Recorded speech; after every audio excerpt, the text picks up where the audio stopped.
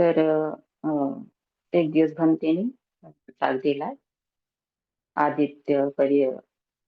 आदित्य सुत्यामधून, म्हणजे 11 प्रकारच्या आगी. तर त्या मी थोड्या सांगण्याचा प्रयत्न करते, तर सर्वांनी एकाग्र चित्ताने ते ऐका. त्यावर बोलण्याचा प्रयत्न करीत आहे. नमो तस्स भगवतो अरहतो सम्मा संबुद्धस्स. नमो तस्स भगवतो अरहतो सम्मा संबुद्धस्स. नमो तस्स भगवतो अरहतो सम्मा संबुद्धस्स. तर त्या 11 प्रकारच्या आगी अशा प्रकारे आहेत. तर एक आहे राग, वासनेची आग. दोसा म्हणजे द्वेषाची आग. तिसरा आहे दोषाची आग आणि तिरस्कार. तिसरा आहे मोह म्हणजे भ्रमाची आग, भ्रम असतो. आणि चौथं आहे जाती म्हणजे काय? जन्म घेण्याची आग. जरा म्हणजे वृद्धत्वाची आग, म्हातारपणाची आग. मरण म्हणजे मृत्यूची आग. आणि शोका म्हणजे दुःखाची आग. आणि 8 परिदेव म्हणजे विलाप करणे. विलाप म्हणजे आक्रोश करणे, मोठ्याने रडणे वगैरे वगैरे वगैरे. आणि 9 दुःख म्हणजे वेदनाची आग. वेदना म्हणजे फिलिंग. दोमनस्सा म्हणजे दुःखाची आग. उपायास म्हणजे निराशेची आग. तर अशा प्रकारे 11 प्रकारच्या आगी सांगितल्या आहेत. तर जिथे भगवान बुद्धांनी स्पष्ट केलेले आहे, म्हणजे या अग्नीमुळे सर्व काही कसे जळत आहे बा. जे संसारात प्राण्यांना जाळणाऱ्या किंवा त्रास देणाऱ्या दुःखाच्या वेगवेगळ्या पैलूंचे हे प्रतिनिधित्व करते. पहिली 3 मुळे म्हणजे राग, द्वेष, मोह. राग, दोष, मोह. रागा, दोषा, मोह हा पाली शब्द आहे. आणि रागाच्या ठिकाणी लोभ आपण म्हणतो. लोभ, द्वेष आणि मोह हे 3 अहितकारक आहेत, म्हणजे हितकारक नाही. लोभ, द्वेष, मोह जे आगींना, जे काय करतात, हे लोभ, द्वेष, मोह आगींना इंधन देतात. तर एक वेळेस काय होतं की भगवान बुद्ध गया येथे 1000 भिक्षूसह राहत होते. गया येथे तिथे भगवान बुद्धांनी भिक्षूंना उद्देशून म्हटलेले आहे, भिक्खून सर्व काही जळत आहे. आणि भिक्खून जे काही जळत आहे ते काय आहे? जे काही जळत आहे ते काय आहे? तर भगवान बुद्ध म्हणतात, जे जळत आहे ते भिक्खून काय आहे? ते डोळा.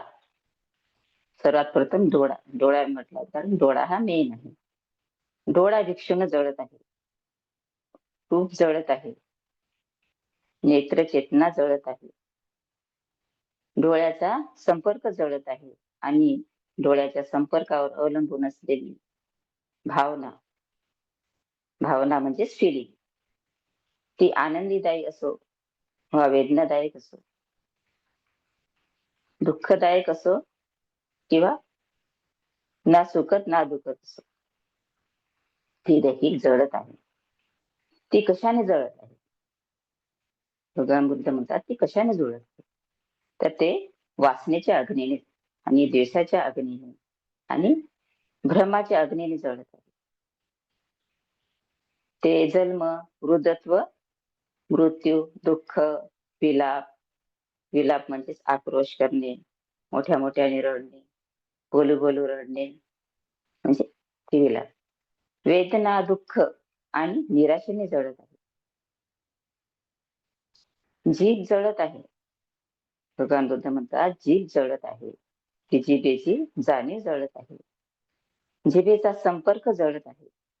आणि जिभेच्या संपर्कावर अवलंबून असलेली कोणतीही भावना, कोणतीही फिलिंग, ती आनंदीदायी असो वा वेदनादायक असो किंवा ना सुखद असो ना दुःखद असो, ती जळत आहे. ती कशाने जळत आहे? ती वासनेच्या अग्नीने. ती वासनेच्या अग्नीने जळत आहे. आपल्यामध्ये वासना असल्यामुळे ती जळत आहे. द्वेषाच्या अग्नीने आणि भ्रमाच्या अग्नीने जळत आहे. ते जन्म, वृद्धत्व आणि म्हातारपण, मृत्यू, दुःख, विलाप, वेदना आणि निराशा याने ती जळत आहे. मानसिक वस्तू जळत आहे. मन चेतना जळत आहे. जे मानसिक घटक आहेत, जे 52 प्रकारच्या ज्या चेतसिक आहेत, ते मानसिक आहे. जी नामरूपापासून जी चेतशिका तयार होतात, जी पासून जी प्रॅक्टिस दिली जाते चेतनेची, ती खरी प्रॅक्टिस आहे. आणि संपर्कावर असलेली कोणतीही भावना, मग ती आनंददायी असो, वेदनादायक असो किंवा आनंददायी नसो, ती देखील जळत आहे. ती कशाने? ती कशाने जळत आहे? तर ती वासनेच्या अग्नीने, द्वेषाच्या अग्नीने आणि भ्रमाच्या अग्नीने जळत आहे. मृत्यू, दुःख, शोक, आक्रोश करणे, रडारड करणे, बोलून बोलून रडणे, शोक, वेदना आणि निराशेने. आपण दुःख झालं तर कसं बोलून बोलून रडतो. मृत्यू झाला कोणाचा घरच्यांचा तर बोलून बोलून रडतात, असा होता तसा होता वगैरे वगैरे, नाही तर तशा प्रकारे ते बोलून बोलून रडणे आणि शोक आणि निराशेने हे सर्व जळत आहे. भगवान बुद्ध म्हणतात, भिक्खून, एक सुशिक्षित थोर शिष्य म्हणजे एक थोर भिक्खू, एक थोर साधक, एक थोर सयाली असो, भिक्खुनी, तर ते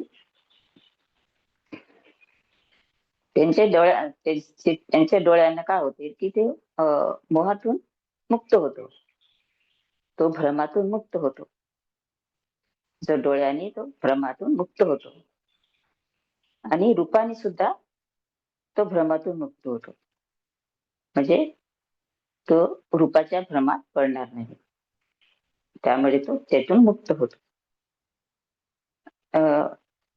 डोळ्याच्या जाणीवेने तो भ्रम नष्ट करतो. आपला डोळ्याच्या जाणीवेने भ्रम नष्ट करतो आणि संपर्कातून भ्रम नष्ट करतो.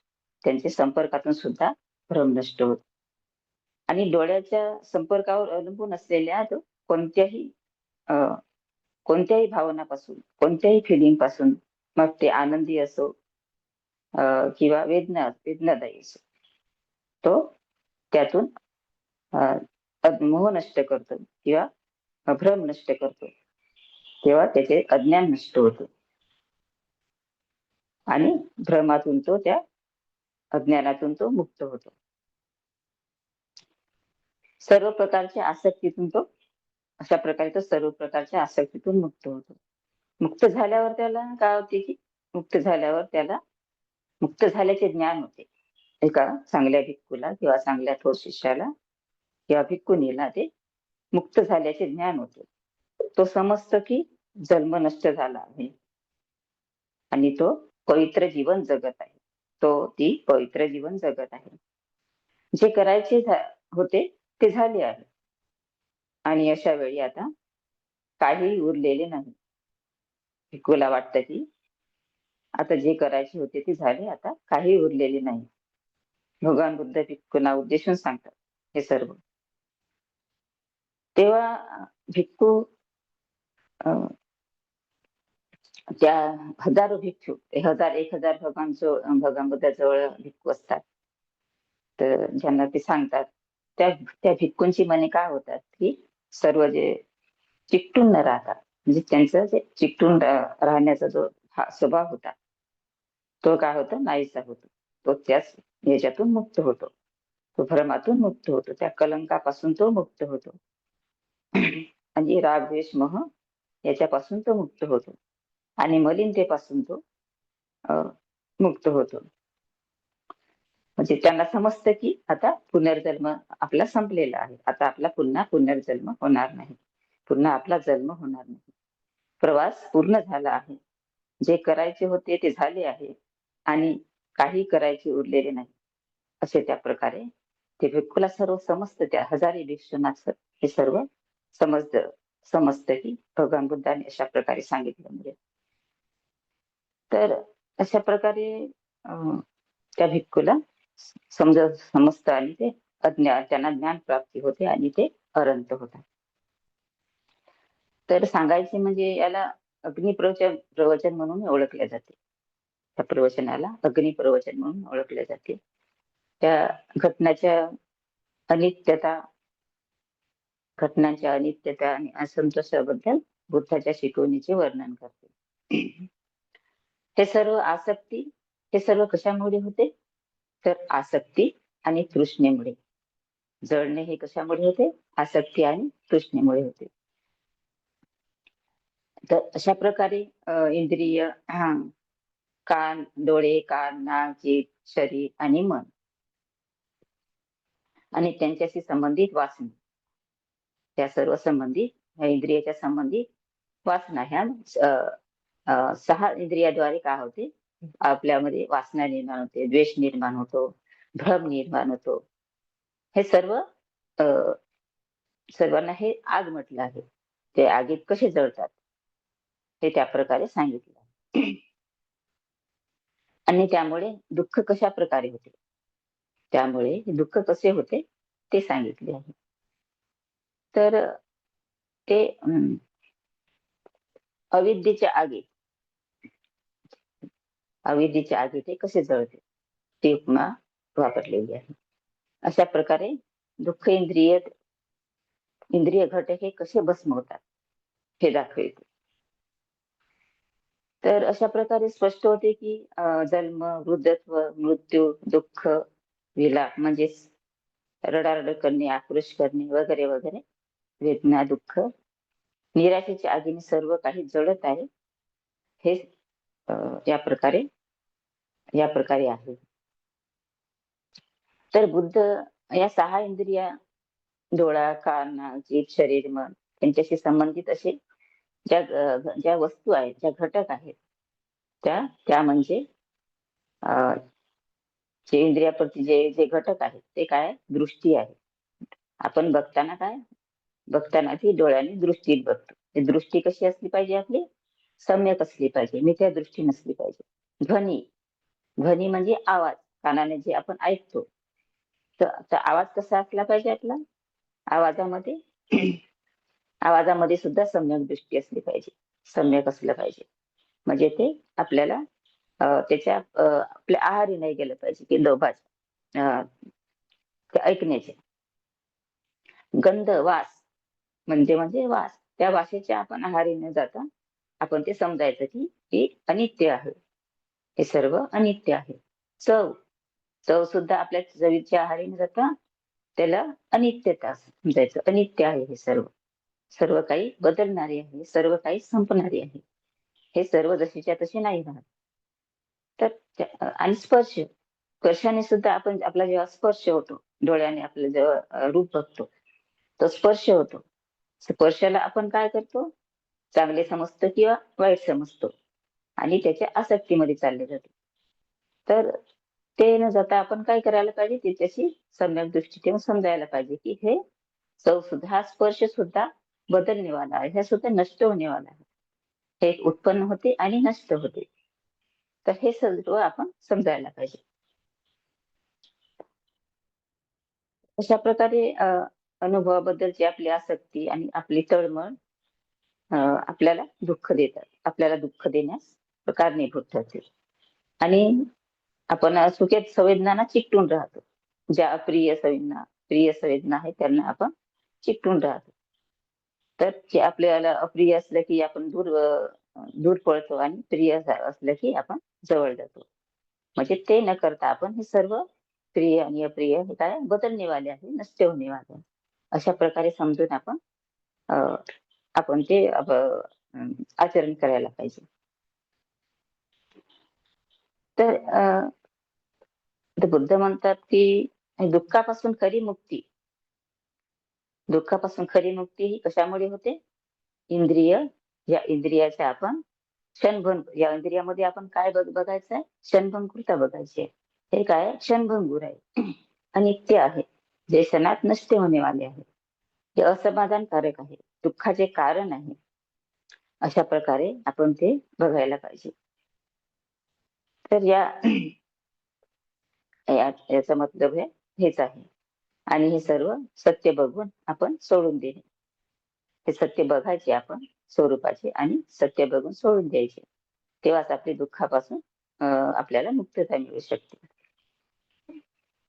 विशेषतः दुःखाचा स्वरूप आणि मार्ग समजून घेण्यासाठी सजगता आणि अनासक्ती, म्हणजे आसक्ती नसणे, आसक्ती किती महत्व आहे याची एक आठवण आहे, याची एक शक्तिशाली म्हणून आठवण आहे. तर इथे मेन काय आहे? लोभादोषा मोह, की पालीवड काय आहे? लोभादोषा मोह. आणि असं आपण म्हणतो लोभ, द्वेष आणि मोह. तर जे सहा इंद्रियाद्वारे उत्पन्न होत असते, जे लोभ, द्वेष, मोह हे सहा इंद्रियाद्वारे उत्पन्न होत असते. त्यामुळे आपण आपल्या मनावर हे संस्कार रूपी या आपल्या मनावर संस्कार रूपी थर साचलेला असतो. आपल्या हार्टमध्ये हा संस्कार रूपी थर साचलेला असतो. हा स्तर कसा असतो? अविद्येचा थर आहे. हा अविद्येचा स्तर असतो, की आपल्या मनावर तो साचलेला असतो. आपल्याला ते साध्या डोळ्याने दिसत नाही, कारण आपण भ्रमात असतो. भ्रम असल्यामुळे, भ्रमाचा आपल्या मनात पडदा असल्यामुळे आपल्याला हे साध्या डोळ्यानेही दिसत नाही. म्हणून त्याच्यासाठी समाधीमध्ये खोलपर्यंत जावं लागतं. तेव्हा ते आपल्याला हळूहळू हळूहळू समजायला लागतं हे सर्व.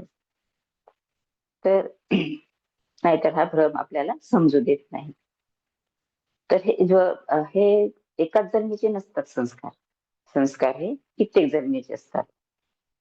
तर आपल्याला आता याच जन्मीचे आपण बघतो म्हटलं तर किती आहे? तर आपल्या ह्याला इतके जन्मीचे आपल्याला संस्कार किती साधले असतील, ते कसे काय लवकर निघणार? आपली कशी काय प्रगती लवकर लवकर होणार ध्यानामध्ये? जसे आपण जास्त एफर्ट टाकावं लागते, जास्त जसे एफर्ट टाकतो तस तसं आपल्याला समजायला लागतं. आणि तसं तर लोभाचे खूप प्रकार आहेत.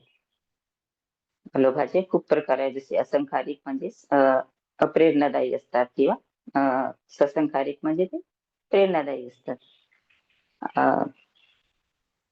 एखादी व्यक्ती, जसं उदाहरण घेतलं, की एखादी व्यक्ती ला मद्यपेय म्हणजे व्यसनाची व्यसनाची सवय लागते. कशी लागते ती? व्यसनाची पेयाची सवय त्याला जर नसली, त्याला जरी व्यसनाची सवय नाही नसली तरी तो काय करतो? दुसऱ्याने मद्यपान, दुसऱ्याचं प्रवृत्त करत आहे त्याला मद्यपान करण्यासाठी, किंवा दुसरा देत आहे त्याला, तर तो थोडी घेऊन बघा म्हणून. तर तो त्या प्रकारे काय करतो? तो व्यक्ती घेतो, आणि त्यामध्ये तो नंतर आसक्त होऊन जातो. त्याला सवय होऊन जाते, त्याला लोभ लागतो त्या गोष्टीचा. मग हळूहळू थोडीशी घेतल्यानंतर त्याला हळूहळू चांगलं वाटायला लागतं. हळूहळू त्याला ती सवय लागून जाते. मग हळूहळू त्याचं ते लोकचित्त निर्माण होते. अशा प्रकारे आनंदामध्ये आणि उदासीनतेमध्ये लोकचित्तही निर्माण होत असते. सांगायचे म्हणजे की आपण डोळ्याने लोकचित्त बघतो, रूप बघतो, कानाने शब्द ऐकतो, कानाकाने वाज घेतो, जिभेने टेस्ट घेतो, आणि शरीराने स्पर्श करतो. या सहा इंद्रियाच्या मागे आपण पळत असतो. तेव्हा आपले लोकचित्त असते. पडणे म्हणजेच काय आहे, ते मागे पडणे म्हणजेच आपण लोभामुळेच मागे पडत असतो. त्यामुळे ते लोभचित्त असते. त्यामध्ये आपण आवड निवड टाकतो, की आपल्याला हे खूप आवडत आहे म्हणून त्याच्या मागे लागतो. नाही आवडत आहे तर दूर पळतो. पण जे आवडत आहे ते मागे लागतो. लोभामुळे त्याच्या जवळ जातो. तर बघण्याचा लोभ, ऐकण्याचा लोभ, टेस्ट घेण्याचा लोभ, असे खूप प्रकारचे लोभ आहेत, वगैरे वगैरे. कपड्यांचा लोभ, घरांचा, प्रत्येक वस्तूचा लोभ असतो. तर लोभांच्या मागे आपण पळत असतो, परंतु आपले समाधान होत नाही. त्यामुळे आपण दुःखी होतो. दुःखी होणे म्हणजे जडणे. तर आपल्याला ह्या गोष्टी मिळाल्या तर आपण आनंदी होतो, आणि नाही मिळाल्या तर आपण उदासीन होतो, म्हणजे दुःखी होतो. अशा प्रकारे लोभाचे प्रकार अजून खूप आहेत, पण सर्वात जास्त स्ट्रॉंग म्हणलं तर लोभच आहे. त्याचे प्रकार खूप आहेत, आणि तेवढे आपण सांगत सांगत बसणे वेळ होतो. तर दोसा म्हणजे काय, द्वेष आणि क्रोध. क्रोध म्हणजे अ, क्रोध करणे. म्हणजे खूप असा राग येणे. राग येणे म्हणतो तर आपल्या राग म्हणजेच ते काय, क्रोध आहे. तर हे द्वेष, राग म्हणजे लोभ आहे पालीमध्ये. आपण आपल्या मराठी भाषेमध्ये राग म्हणजे राग समजतो, द्वेषाला राग समजतो, क्रोधाला राग समजतो. पण ते पालीमध्ये राग म्हणजे लोभ आहे. तर द्वेष, हा द्वेष उत्पन्न झाला की सर्वप्रथम कुठे जातो तो द्वेष? डोळ्यामध्ये. डोळ्यामध्ये आपल्याला समजायला लागते की कोणाचे डोळे लाल वगैरे होतात. तशा प्रकारे आपल्याला समजायला लागतं की राग येतो. तर चेहरा चेहरा कसा एकदम विद्रूप होऊन जातो, असं चांगला दिसत नाही चेहरा, राग आला म्हणजे, द्वेष आला म्हणजे. तर अशा प्रकारे आपण जे 6 इंद्रिय आहे त्यातर्फे आपण रागद्वेष निर्माण करतो. आपण बोलून देतो काही, आपण त्या गोष्टीचा विचार करत नाही की काय काय बोललो आपण. तर ते कशामुळे, ते आपल्याला माहिती नसतं. आपल्यामध्ये तसे संस्कार असतात, आपल्या डोळ्यामध्ये तसे संस्कार, किंवा हार्टमध्ये तसे आपले संस्कार साचलेले असतात, म्हणून आपल्याला माहिती नसतात. आपण पटकन बोलून देतो कोणाला. आपण विचारच करत नाही तो कोणाला राग येईल, की कोणाला काय येईल, कोणाला मन दुखेल, असा आपण विचार करत नाही. तसे आपले संस्कार उत्पन्न उत्पन्न असल्यामुळे. तर आपण ते काढणे गरजेचे आहे, कमी करणे गरजेचे आहे. यामध्ये काय करायचंय आपल्याला, की द्वेषाच्या याच्यामध्ये की मेत्ता, मेत्ता खूप जरुरी आहे. हा दोषा, जे दोषा जे आहे, जे द्वेष आहे आणि क्रोध आहे, त्याच्यामध्ये काय पाहिजे आपल्याला? मेत्ता. मेत्ता, करुणा आणि मुदिता. हे खूप चांगल्या प्रकारे याची प्रॅक्टिस पाहिजे यामध्ये, तेव्हा हे हळूहळू कमी होतं.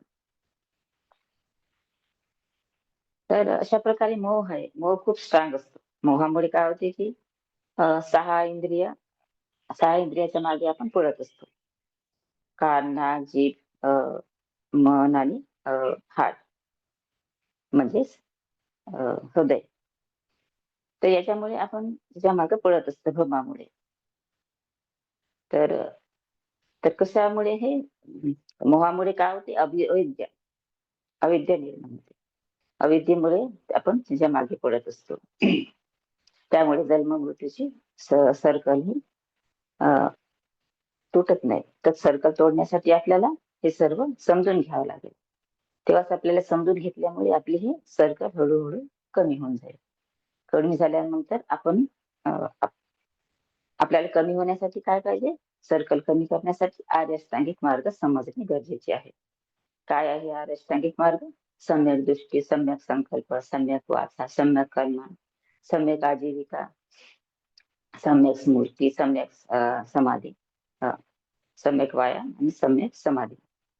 तर अशा प्रकारे आपल्याला आर्य अष्टांगिक मार्ग समजणे गरजेचे आहे, आणि त्यानुसार चालणे. तर आर्य अष्टांगिक मार्ग म्हणजे शील खंड आहे. आपण रोज शील घेतो. आजीवन आजीवट्ट मग शील घेतो. त्याच्यामध्ये आहे पिसून वाचे आहे, करुस्ස वाचे आहे, मुसावादा पिसून वाचा फरुस वाचा आणि संकल्प वाचा मिच्छा आजीव हे आहे आपण रोज घेतो. पण आपले मुसावादा हे खूप स्ट्रॉंग असल्यामुळे हे तुटतात. तर त्याच्यामुळे खूप माइंडफुल असणं, सती असणं, त्याच्यावरती एकाग्र असणं खूप गरजेचं आहे. तर समाधी, समाधी काय आहे? समाधी म्हणजे सम्यक वाया, सम्यक स्मृती, सम्यक वाया आणि सम्यक समाधी. सम्यक वाया म्हणजे काय आहे? जे जे अकुशल आहे ते अ, अ, अकुशल आहे ते उत्पन्न झालेले आहे त्याला कमी करणे. जे म्हणजे त्याला कमी करणे आणि जे अकुशल अजून उत्पन्न नाही झाले आहे त्याला उत्पन्न न करणे. जे कुशल उत्पन्न झाले आहे त्याला वाढवणे आणि जे उत्पन्न नाही झाले आहे त्याला पुन्हा उत्पन्न करणे. अशा प्रकारे आपण सम्यक व्यायाम समजून घेऊन आपण हे अशा प्रकारे ध्यान करायचं आहे. आणि सम्यक स्मृती म्हणजे सम्यक सती, माइंडफुलनेस. हे कशा प्रकारे आपण सती राहून माइंडफुलनेस राहून हे आपल्याला अशा प्रकारे दुर्गुण काढायचे आहे आणि दुर्गुण वाढवायचे आहे समाधीद्वारे. तर कशा पदाद्वारे? समाधीद्वारे. आणि हे वाढवल्यामुळे काय होते? हळूहळू आपण ध्यानामध्ये प्रगती करतो. ध्यानामध्ये प्रगती केल्यामुळे आपल्याला हळूहळू हे आपले सद्गुण वाढत जातात. सद्गुण वाढल्यामुळे काय होते की आपण आपली प्रज्ञा हळूहळू आपल्या प्रज्ञा विकसित व्हायला लागते. प्रज्ञा विकसित झाल्यामुळे आपण तसा संकल्प करायचा आपल्याला. संकल्प करायचा प्रज्ञा वाढण्याचा आणि अकुशल कर्म काढून आणि कुशल कर्म हे आपण ऍड करायचे आहे. तर कशाद्वारे? समाधीद्वारे. तर त्याच्यामध्ये खूप एफर्ट टाकावे लागतात. तर अशा प्रकारे आपल्याला करायचं. तर हे संस्कार एका जन्मीचे नसतात, तर खूप जन्मीचे असतात. याला वेळ लागतो. तर हळूहळू आपण हे काढण्याचा प्रयत्न केला पाहिजे. खूप खूप आपण मेहनत घेतली पाहिजे. याच्यासाठी खूप ध्यान केले पाहिजे आणि या मार्गाने आपण ध्यानाच्या मार्गाने चालत राहायला पाहिजे. अशा प्रकारे आपण आपले अकुशल कर्म कमी करून आपण कुशल कर्म वाढवले पाहिजे आणि त्याच्यामध्ये आपण भर टाकला पाहिजे वाढवण्यामध्ये. आणि अशा प्रकारे आपण अ, अम, जे याच्यावर प्रवचन आहेत, जे समाधी आर्य अष्टांगिक मार्गावर समाधीवर जे प्रवचन आहे, जे जे अम, अ, ते बरेच प्रवचन आहेत याच्यावर ध्यानावर. जसे काय ते तर सर्वच प्रवचन प्रॅक्टिसवर आहे. तर ते आपण रोज ऐकण्याचा प्रयत्न केला पाहिजे. रोज ऐकून आपण ते पाळण्याचा प्रयत्न केला पाहिजे आणि ध्यानामध्ये खूप एफर्ट टाकण्याचा प्रयत्न केला पाहिजे. अशा प्रकारे आपण केल्यामुळे हे सर्व विकसित होऊन जाईल. असं मी एवढेच सांगते आणि इथेच थांबते आणि छोटेसे मी शेअर शेअर करते.